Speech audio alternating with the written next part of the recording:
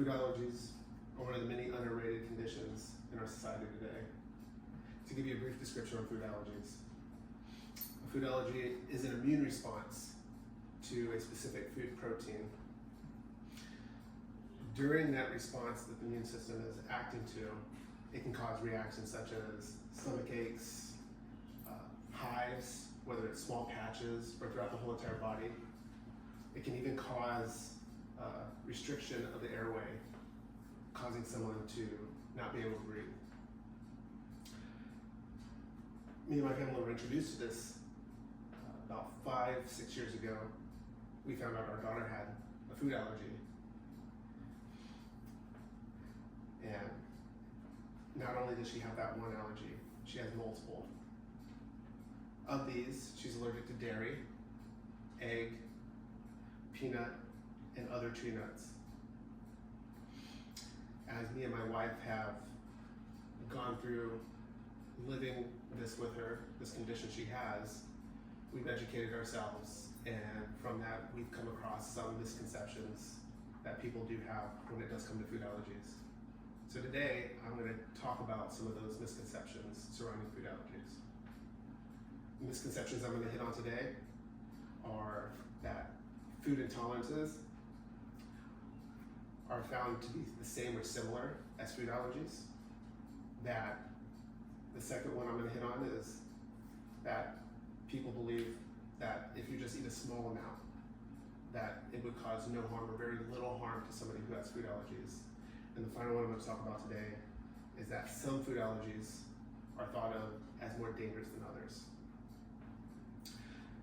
To get to my topic, the first misconception we're going to dive into today is that people believe that food intolerances are the same as somebody who has food allergies. And this is simply not true. With food allergies, like I said before, it creates an immune response within the body that triggers allergic reactions. And those reactions can vary as mild as stomach aches and as severe as restricting the airway, causing someone to choke.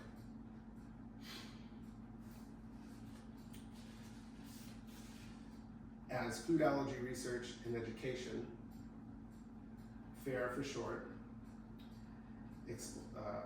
explain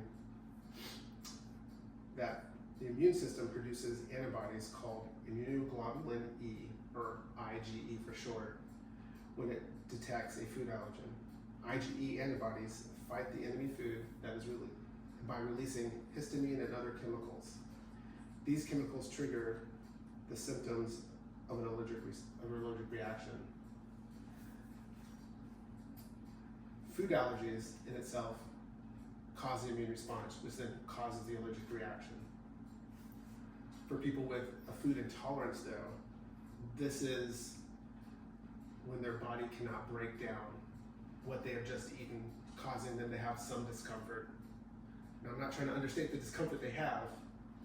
It could be nauseation, it can be diarrhea, and it can be caused, and it can last for multiple hours, if not a full day, depending on how much they have eaten.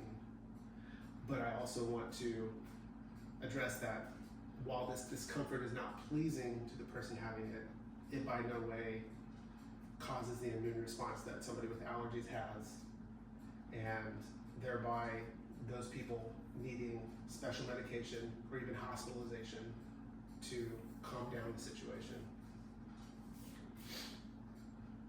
Now that I've gone over the differences between food allergies and food intolerances, I'm now going to talk about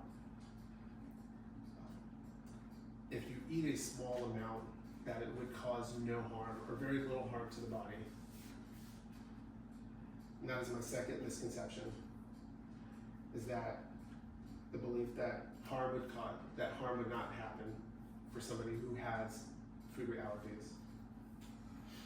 I want to stress that any amount of a food allergy would cause harmful reaction to somebody who has an allergic reaction to it, who has allergies. The people at Mayo Clinic state that even a tiny amount of the allergy-causing food can trigger symptoms such as digestive problems, hives, or swollen airways. Some of those symptoms we talked about. How small? A pinch. Think of like a pinch of salt. Small. It can even happen through cross-contamination, where we're just swapping over particles from safe food to the allergen food. Some of the ways that you can cross-contaminate is cooking allergen foods and safe foods within the same dish, even if they are separated. Another way would be using utensils or plates that an allergen was on, and then placing safe food on there before it was cleaned. And of course, not cleaning the surface of counter spaces, stovetops, before cooking or dealing with the safe food. That can all cause cross-contamination, which can be harmful for the person who has allergies.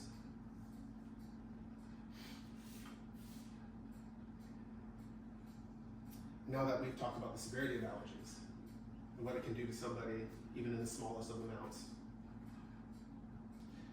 I'm going to discuss about some allergens being more dangerous than others.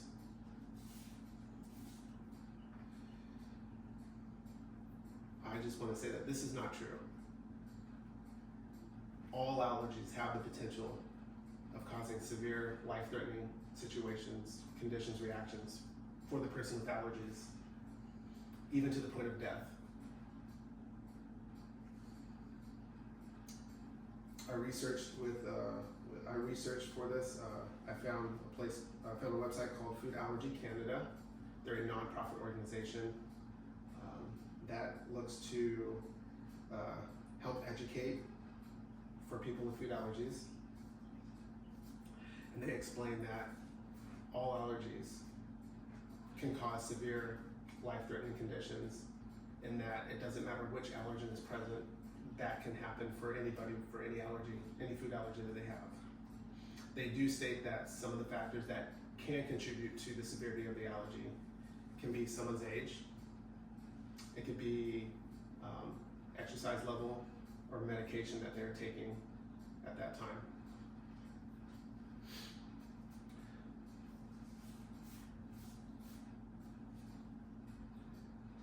So, over the course of my speech, I have addressed food allergies and some of the misconceptions around them. It is not all of them, but I'm hoping I brought that to light for some of these. The ones that I answered, that food allergies and food intolerances are not the same. That any amount of a food allergen, whether it be a pinch of salt, cross-contamination, can cause harm to somebody. And that all allergies can produce life-threatening reactions to the person with food allergies. In our journey with ASA, we have learned a lot about food allergies. And I know for me and Mandy, it has been one where we not only learn for ourselves, we learn for her, we learn for others, so that her world with food allergies is safe. Thank you.